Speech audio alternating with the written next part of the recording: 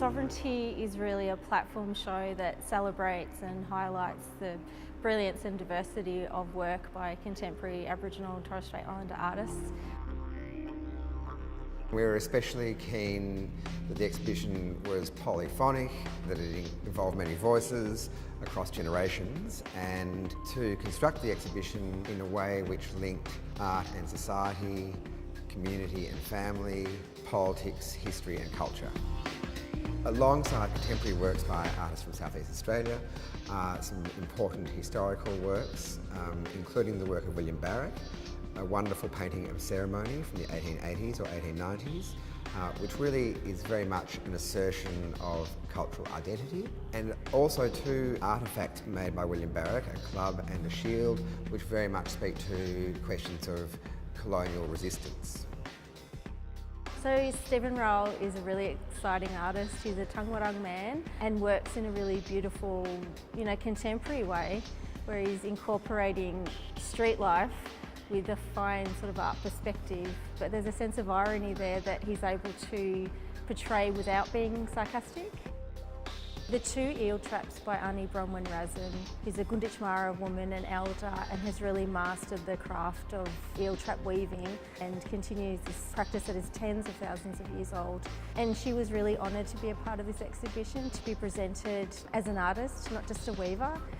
One of the rooms in the exhibition is devoted to the relationship between people, country and place. For example, extraordinary works by Jim Berg called Silent Witness, which are photographs of scar trees from Watchabalak country, and they really stand as testament and testimony to Indigenous presence and connectedness to land. To extraordinary charcoal drawings by Brian Martin, which also attest to that implicit connectedness to country. So the beautiful work, Born of the Land by Marie Clark. She's crossing time and place and talking about the mourning practices of Victorian Aboriginal women and really responding to the grief that's caused by colonisation, and she does it in such a beautiful and poetic way that it draws you in to understand that story more deeply. We were also keen for the exhibition to cover a great scope from the poetic to the political, from the spectacular to the solemn, and so in the exhibition you can see extraordinary work by artists such as Kent Morris and Brooke Andrew and Destiny Deacon, newly commissioned for the exhibition, as well as an extraordinary body of work by warriors of the Aboriginal resistance, banners that have been made for public protests, rallies and events. We're also showing some very important film works by Bill Onus and Bruce McGuinness, both of whom were really important figures in the struggle for Aboriginal rights.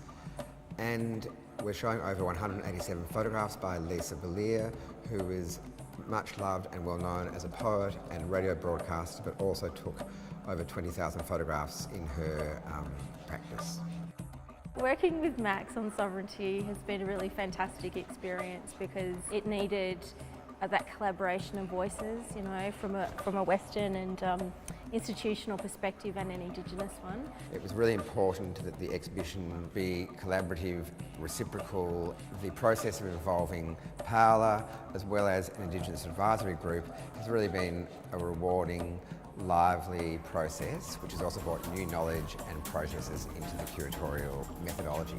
I'm really hoping that viewers can take away from Sovereignty a sense of the depth of diversity, the wide variety of practices, and the history, storytelling and connection to identity, culture and generational knowledge that the artists within the show hold.